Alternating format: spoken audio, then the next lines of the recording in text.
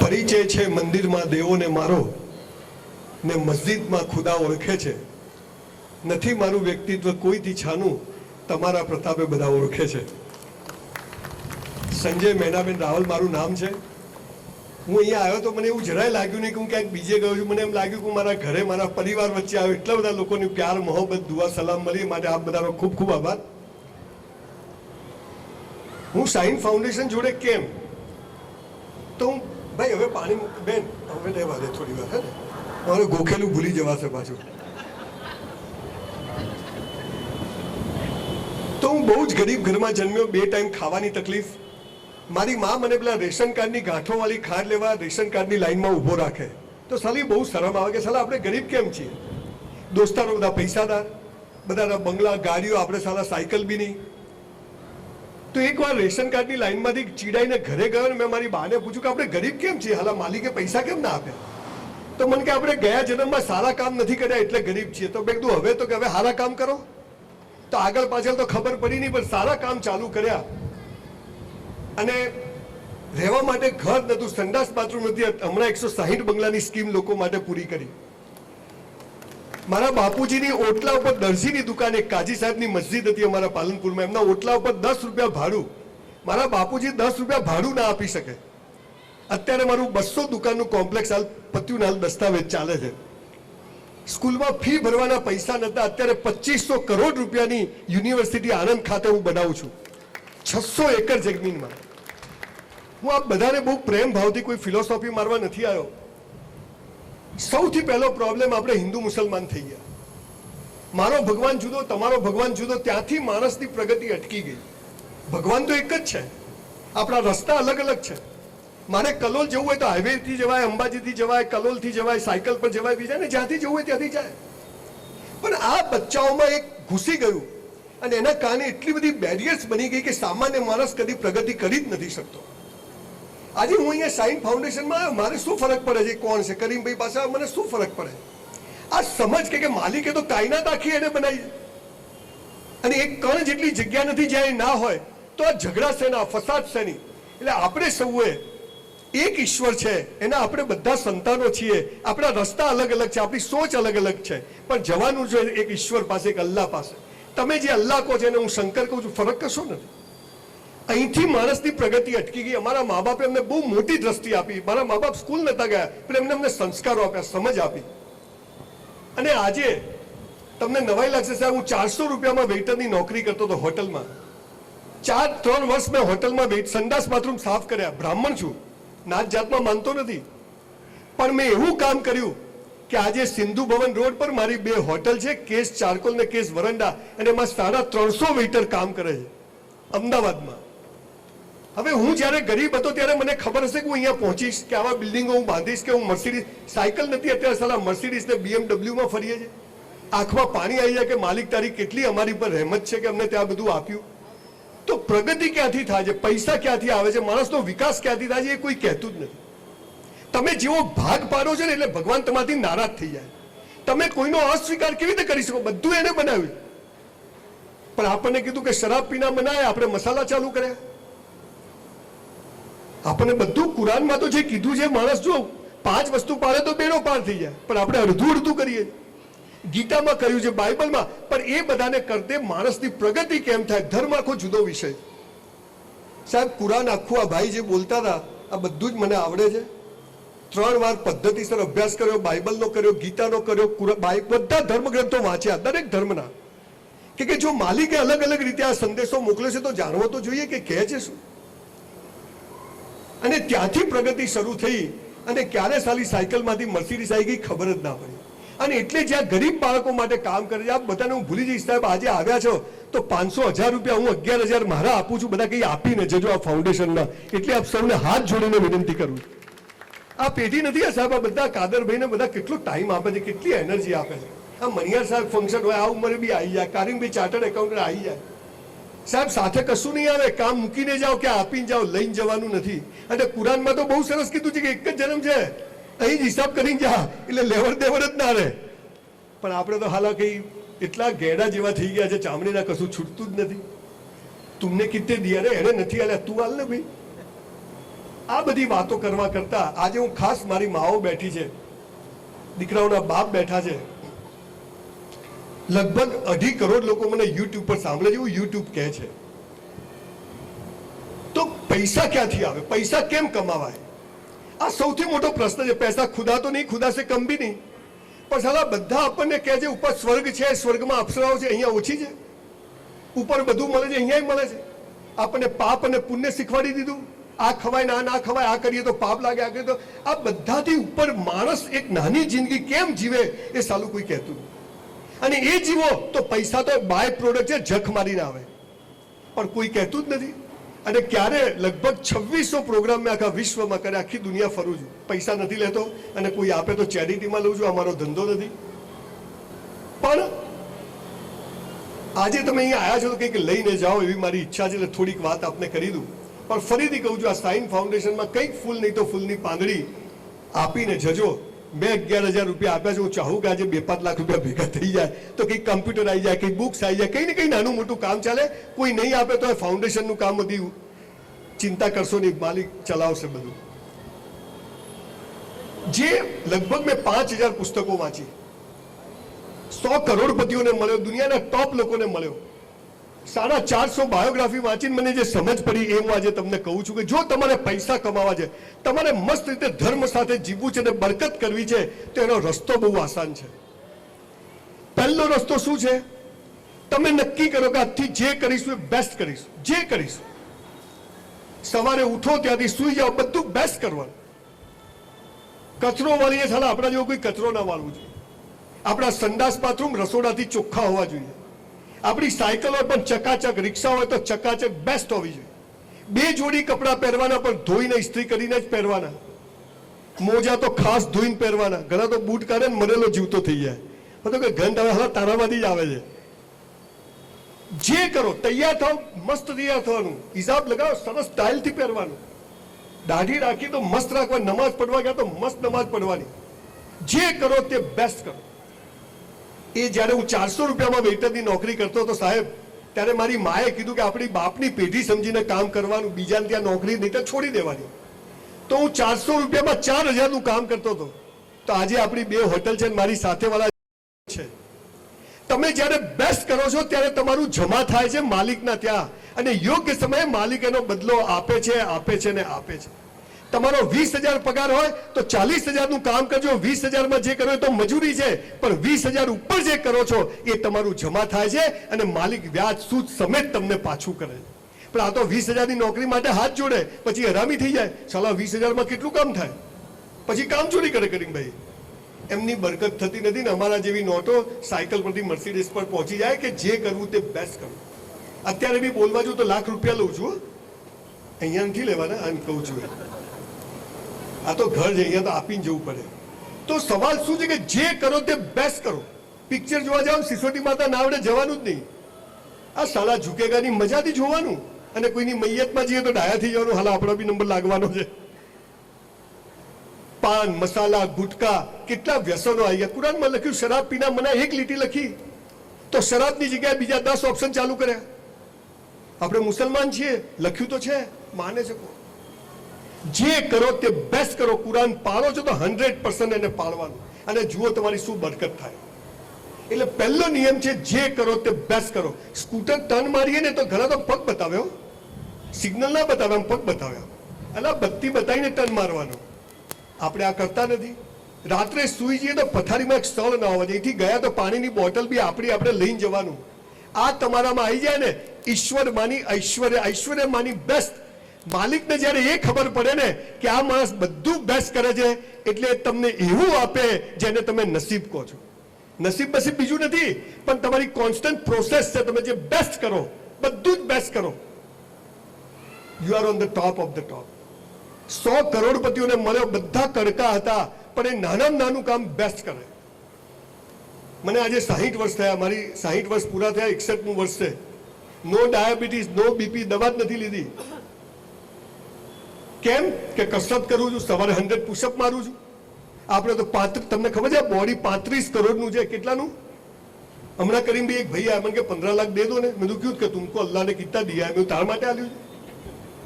તો મને કે 15, મેં તું 15 લાખ જોઈએ, મેં તો એક કિડની વેચી માર. ના ના કે આ તો ના વેચાય, તો સાલા અંદર તો હે 30 લાખ की એફડી અંદર, એક આંખ વેચી મારવાની 10 લાખ. આપણે ગાડીમાં ચશ્મા ના પહેરીએ, ગમે તેવો કચરો પેટમાં નાખીએ, પછી બધા રોગ થાય, આપણા મેક્સિમમ પૈસા ડોક્ટરોને ત્યાં જાય. મને યાદ નથી કે હું ડોક્ટર પાસે ગયો હું આજે 60 વર્ષ થયા, કશું નો દવા બવા કશું મસ્ત જેવું. તન અને મન સારું હોય ને તો ધન આવે. તન એટલે બોડી, મન માની માઇન્ડ, જે એજ્યુકેશન આ લોકો કહે છે, આ બે સારું હોય ને તો ધન આવે છે. આ કુદરતી નિયમ છે. તમે આની બધી નીચે કૂદકો મારો, બધા નીચે જ પડો ને. મોદી સાહેબ ધીમે ધીમે પડે, એ તો બધા નીચે જ પડે. તો એ જે નિયમ છે બધા માટે સરખો છે. તો જો તમારું તન અને મન સારું હશે તો ધન આવશે જ, અને એના માટે બધું બેસ્ટ કરો તો પૈસા ક્યાંથી આવશે તમને ખબર નથી. બીજો નિયમ, બધું બેસ્ટ કર્યા પછી ઈશ્વર પર શ્રદ્ધા, અલ્લાહ પર ભરોસો કે તું જે કરશે એમાં ખુશ. મેરા હે સો જાવે નહીં, જો જાવે સો મેરા નહીં. આપણું ધાર્યું થાય તો આપણે ખુશ, અને આપણું ધાર્યું ના થાય તો માલિક ખુશ. આપણે હાલ હું કરવા દિવેલ પીધેલા ફરવાનું. મારે 12માં ડોક્ટર બનવું હતું. સૌથી હોશિયાર છોકરો, 54% આવ્યા. બોલો, ચેક રિટર્ન. સૌથી હોશિયાર હતો, પહેલો નંબર. પણ 54% કેમ આવ્યા? કેમ કે આજે અહીંયા સાઇન ફાઉન્ડેશનમાં સ્પીચ આપવા આવવાનું હતું, એટલે 54% આવ્યા. સમજ પડે છે? માલિકે તેરે ડોક્ટર નહીં બનને કા, તેરે કો સાલા વહાં જાના જુવાપુરા મેં.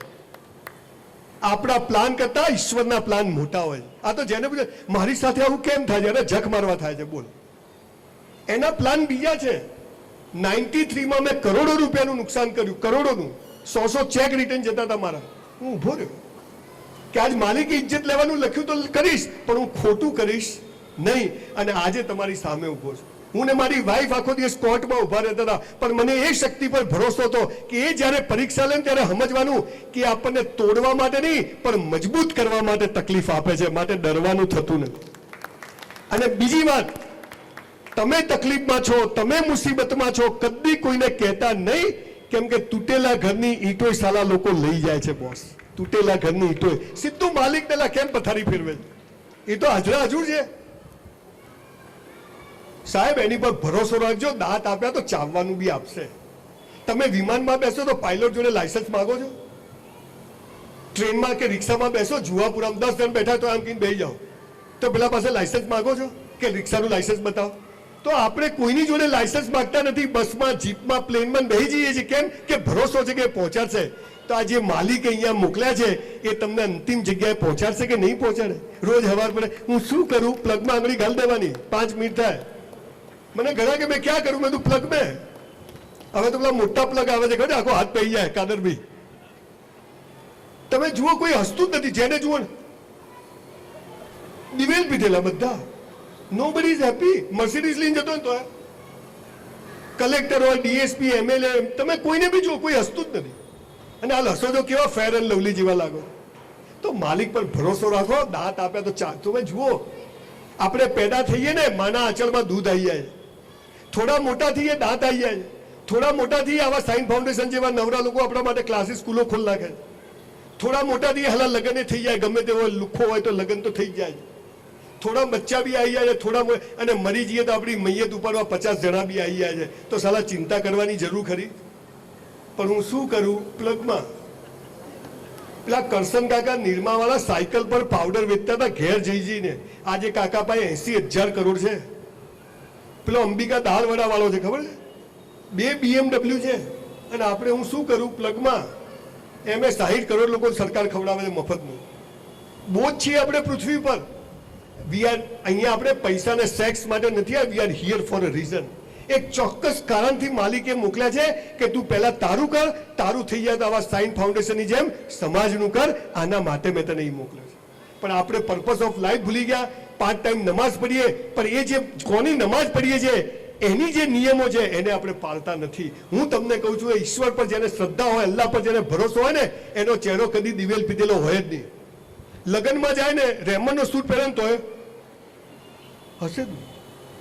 હસાવો, મુસ્કુરાવો.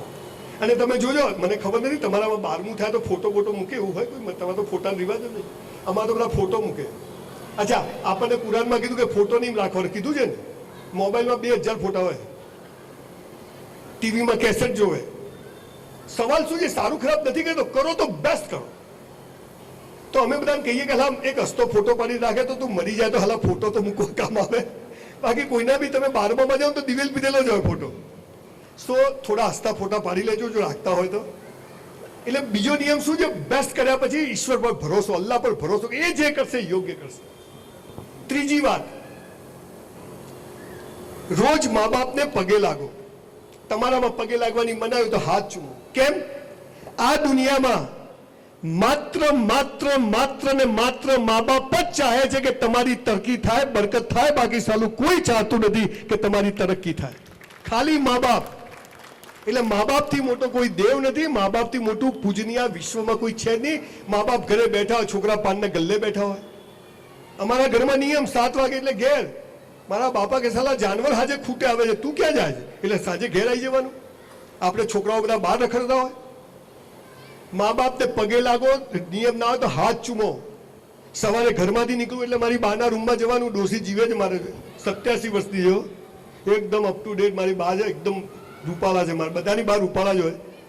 એને પગે લાગવાનું. પછી પૂછે ક્યાં જાય છે? મેં કીધું મુંબઈ. કોણ જાવે છે? મેં કીધું પેલો વિજય. ક્યારે પાછો? ડોસી એટલા સવાલો પૂછે બોસ, પણ બધા જવાબ આપવાના હતા પાડીનો. એટલે મેં કીધું ભાઈ ફ્લાઇટ જતી રહેશે. મને કે બીજી ફ્લાઇટમાં છે. એટલે મેં કીધું બીજી ના મળે. પણ એને સંતોષ આપ્યા વગર ઘરમાંથી નીકળવાનું નહીં. તો માલિક તારે મને જખ મારીને આપવું પડે. તું જાય ક્યાં? એના કદમો નીચે જન્નત છે લખ્યું છે. એનો હાથ ચૂમો. એને કોઈ વાર ચપ્પલ લાવી આપો, એને કોઈ વાર કંઈક વસ્તુ લાવી આપો, કિટકેટ ખવડાવો, આઈસ્ક્રીમ ખવડાવો, સ્કૂટર પર આટો મરાવો, ગાડી નવી મર્સિડીઝ લઈએ ને તો ટીમ બધી પાછળ, ડોસી આગળ બે. Boss is boss. એટલે જે ઘરમાં મા બાપની ઇજ્જત થાય છે ને ત્યાં બરકત જ બરકત હોય છે.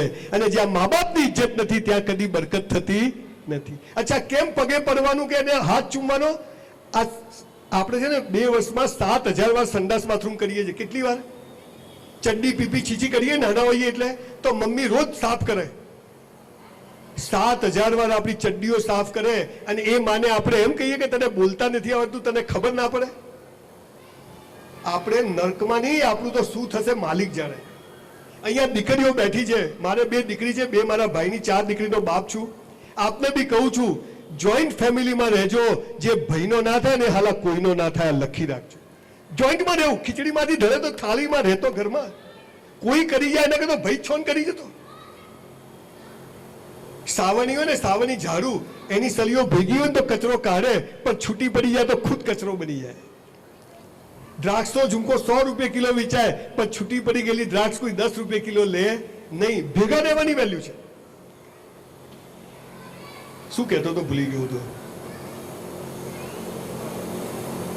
હા, મારી બાની વાત કરતો હતો. તો આ મા બાપ જે આપણી તરક્કી, દીકરીઓને કહેતો હતો, દીકરીઓ મા બાપથી છાના માના, કોઈને પ્રેમ કરશો નહીં, કોઈને મેસેજ કરશો નહીં. તમને કહું કેમ? તમે જ્યારે કોઈ છોકરાને મા બાપથી છાના માના અથવા કોઈ છોકરો છાના માના મેસેજ કરે છે ને, મા બાપને ખબર નથી. હવે એ છોકરો તમને પૂછશે કે તારા ઘરે ખબર છે? એટલે પેલી કહેશે ના, મેને નહીં બતાયા. એટલે સમજી જશે કે પેદા કરેલા મા બાપની આ 20 વર્ષથી નથી થઈ ને તો મારી નહીં થાય, એટલે તમને દુઃખી કરશે.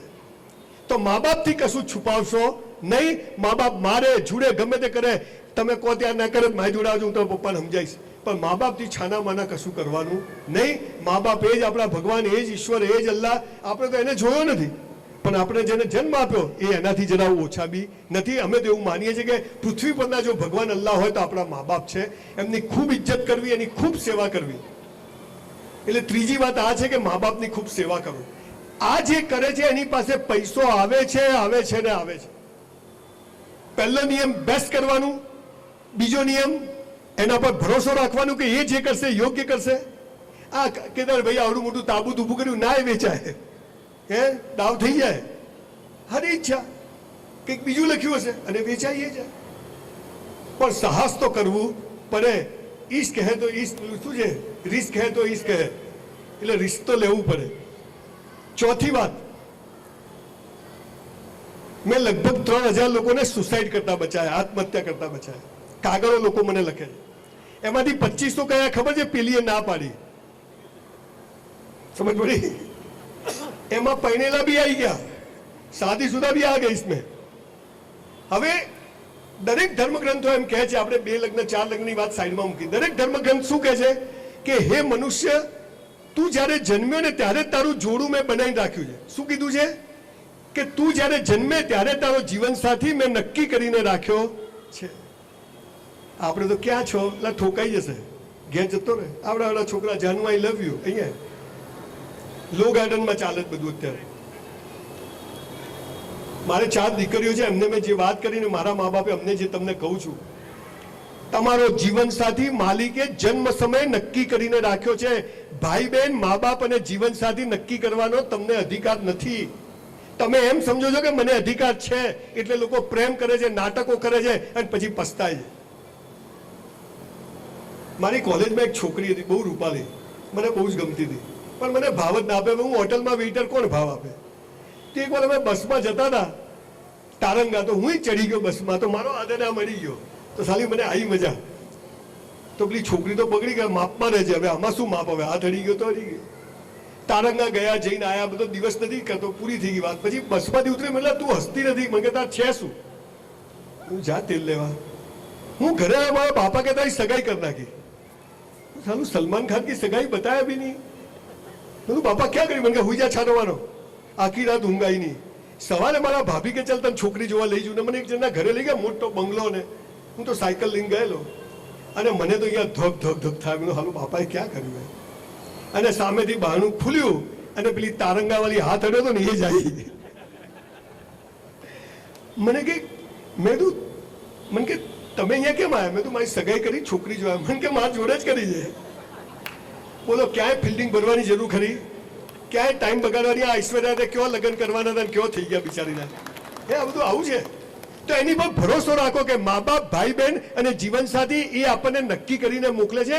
કેરિયર બનાવો, બોડી બનાવો, ડિજિટલ માર્કેટિંગ શીખો, AI શીખો, પૈસા કમાઓ. પૈસા વગર કશું નથી. અને હવે એવો જમાનો આવ્યો છે કે હસબન્ડ વાઈફ બંને નહીં કમાઓ તો જીવન ચાલવાનું નથી. હા, તમે એટલા પૈસા કમાઓ ને વાઈફને રાખી શકો તો મુબારક છે તમને, તમે સેલ્યુટ છે. પણ અત્યારે દીકરીઓને બી તૈયાર કરો કે કાલ કંઈક ખરાબ સમય આવે તો એના પગ પર ઊભી રહી શકે. એને કોઈની જોડે આમ ના કરવું પડે. આવી ઇલ્મ એટલે આપણે એડ્યુકેશન આપવાની કોશિશ કરવી જોઈએ.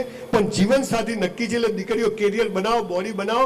લગ્ન થઈ જશે, એના માટે શાદી થઈ જશે. કેરિયર બગાડતા નહીં. છોકરાઓને કહું તમારું થઈ જશે, ના થાય મને કહેજો, આપણે ઘણા જ ઓળખે છે.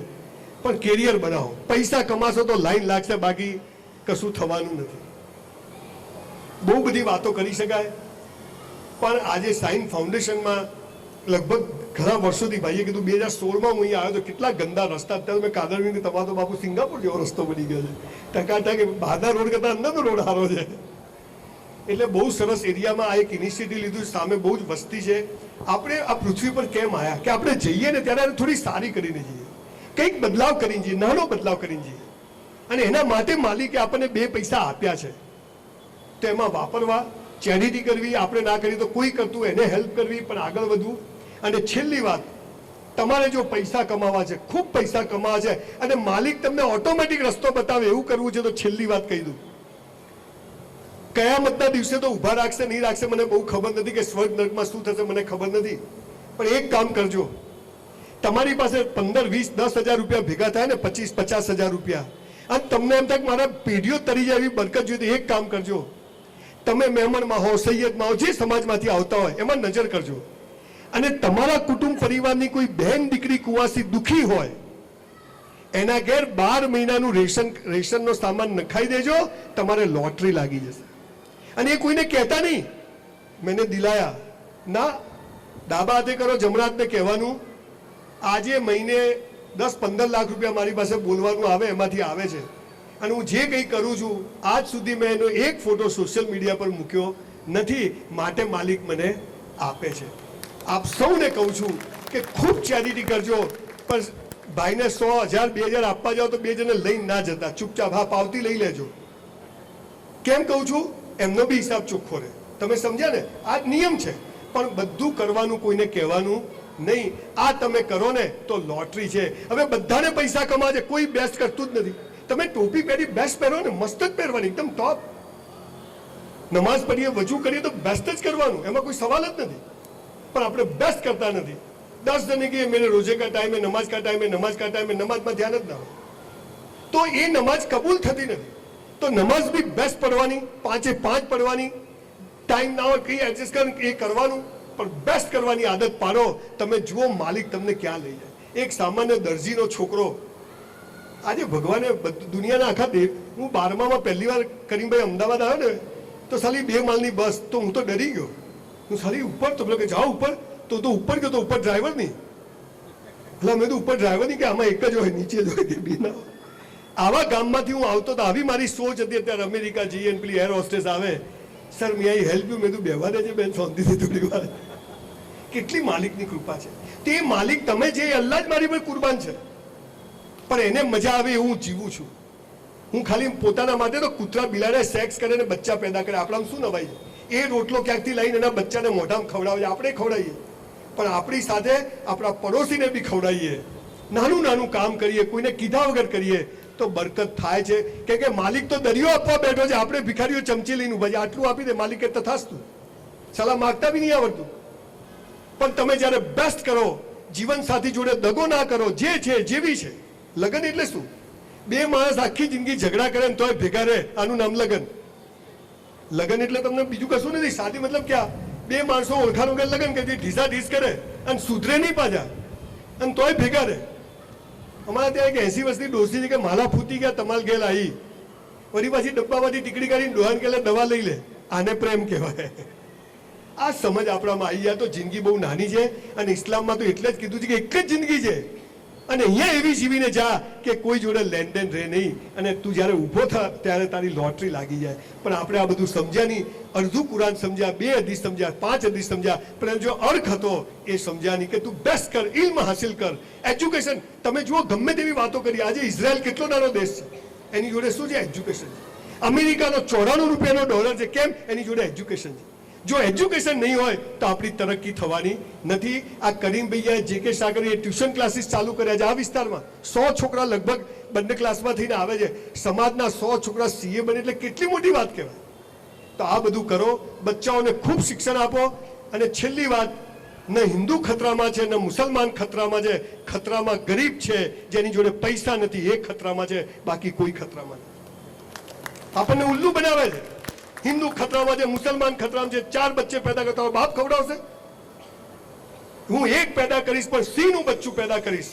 એને એવું સંસ્કાર આપીશ કે 100 ને ભારી પડે એવો 1 બાળક પેદા કરીશ. આ માઓએ નક્કી કરવું પડશે. અને ત્યારે કોઈ ખતરામાં નથી. અને જે સત્ય છે એ તો કદી ખતરામાં હોતું નથી. અને ગમે એટલા કલેવર ચડાવો, પણ સત્ય તો ટોપ પર પહોંચે. આપ લોકો એક સરસ વિચારધારામાં માનો છો, પણ આટલી ચીજોમાં ક્યાંક ડિફર થતું હોય તો આજથી મા બાપના પાઉં છૂજો, ના છૂતા તો હાથ ચૂમીને જ નીકળજો. રાત્રે ઘરે જાઓ ફરીથી હાથ ચૂમજો, એમની સેવા કરજો. અને એમની આંખમાંથી જો તમારા માટે આંસુ આવી ગયા ને બોસ, તો લોટરી છે. પણ જો એ એમ બોલી ગયા કે આ ક્યાં પથ્થરો પેદા નીકળ્યો, તો સમજો બોસ, પતી ગયા તમે. ઉપર સ્વર્ગ નર્ક નથી, બધું અહીંયા જ છે. જીવતા આવડે તો સ્વર્ગ, ના આવડે તો નર્ક. એટલે આવી નાની જિંદગી મળી છે, મસ્ત જીવવાની, ખુશખુશાલ રહેવાનું. એ તકલીફ આપે એમાં ખુશ. કઈ એવા કર્મ કર્યા છે તો ભોગવ, પણ હવે નવું કર્મ તો એવું નથી કરવું જેથી ભોગવવું પડે. અને આ તમે કરશો તો માલિક તમને એટલી બરકત આપશે, તમે થાકી જશો કે હવે કમાવું નથી. એટલે હું તો ખૂબ ઈશ્વરનો આભાર માનું છું. પણ ફરીથી એક વાત કહું, તમે જેને અલ્લાહ કહો છો એને હું મહાદેવ કહું છું, કોઈ એને માતાજી કહે છે. આપણે એકબીજાના ભગવાનને નાના બચાવવાની, મોટા બતાવવાની હોડમાં પડ્યા વગર આપણી લીટી મોટી કરીએ. આજે કુરાનમાં શું લખ્યું કે પેલાની મજૂરી પૂરી થાય અને પેલા એને પૈસા આપી દેજે, લખ્યું. નશા કરતા મને બધું ઘણું લખ્યું છે. આજે કુરાન પર બોલવા બેસો તો 2.5-3 કલાક બોલી શકું, એક હદીસ પર બોલી શકું, એક વાત પર બોલી શકું. અને બહુ પ્રખર માણસ જોડેથી મેં કુરાન પડ્યું છે. મારા એક સૈયદ સાહેબ હતા, મારા ફરમાનના ફાધર. એક વસ્તુ સમજ્યો છું. અને આ સમજ્યા પછી આવા સરસ પાછળ બેઠા છે ભાઈ, શું બંને ભાઈઓ જોડે દોસ્તી થઈ, એ બી એવા સરસ માણસ, એટલું સરસ લખે છે, બહુ બ્લન્ટ લખે છે. બધાને ગમે એવું નથી લખતા, પણ સાચું લખે છે. એટલે આવું આપણે જીવીએ. આપણે બધા જ એક જ ઈશ્વરના સંતાનો છીએ. આપણા ધર્મના કારણે આપણી વચ્ચે કોઈ ભેદ ઊભો ના થાય. અને ભેદ ઊભો કરશું તો એ નારાજ થશે કે મેં તો માણસ બનાવ્યો તો તે ભેદ પાડી દીધા. આવું હું માનું છું. તમે પણ માનજો તો માલિક આપણી ખૂબ બરકત કરશે. પણ આજે તમે ચાહો કે હું જુવાપુરામાં ફરીથી આવું, તો અહીં બેઠેલા બધા લોકો એક પ્રોમિસ આપજો કે આજથી આપણે મા બાપનો હાથ ચૂમીને ઘરમાંથી નીકળશું, અને ઘરમાં આવીએ તોય મા બાપનો હાથ ચૂમીને ઘરમાં જઈશું. બોલો, કરી શકીએ આપણે બધા? ચલો ફોટો પડાવી તો બધા હાથ ઊંચો કરજો ભાઈ, ફોટો પાડી લેજે જલ્દી. ભૂલો ભલે બીજું બધું, મા બાપને ભૂલશો નહીં, અગણિત છે ઉપકાર એના, એને વિસરશો નહીં, લાખો લડાવ્યા લાડ તમને, કોડ સૌ પૂરા કર્યા, એના કોડ પૂરવા ભૂલશો નહીં. મારા ત્યાં હોટલમાં મા બાપ સાથે આવજો, હું સ્પેશિયલ ડિસ્કાઉન્ટ આપીશ, પણ મા બાપને ખૂબ ખુશ રાખો. માલિકને તો આપણે જોયો નથી, મા બાપને જોયા. એની નાની નાની ખુશીઓ પૂરી કરજો અને તમે જુઓ કેવી બરકત આપે છે. મને આ શાહીન ફાઉન્ડેશન એટલે ગમે છે કે આ લોકો નાત જાત ધર્મ સંપ્રદાયના ભેદ વગર બધા માટે સરખી રીતે કામ કરે છે. અને એટલે આજે 25 વર્ષ થયા શાહીન ફાઉન્ડેશનને અવિરત એમની યાત્રામાં અમારા જેવા લોકો જોડાતા જાય છે. મને અહીંયા બોલાવે બદલ આપ સૌનો ખૂબ ખૂબ કાદરભાઈનો આભાર કે એમણે આટલી સરસ જગ્યા, કાદરભાઈ માટે એક જોરદાર તાળી થઈ જાય કે આટલી સરસ જગ્યા એમણે બધાને આપી. આપ સૌનો આભાર માની મારી વાત પૂરી કરું છું. Thank you.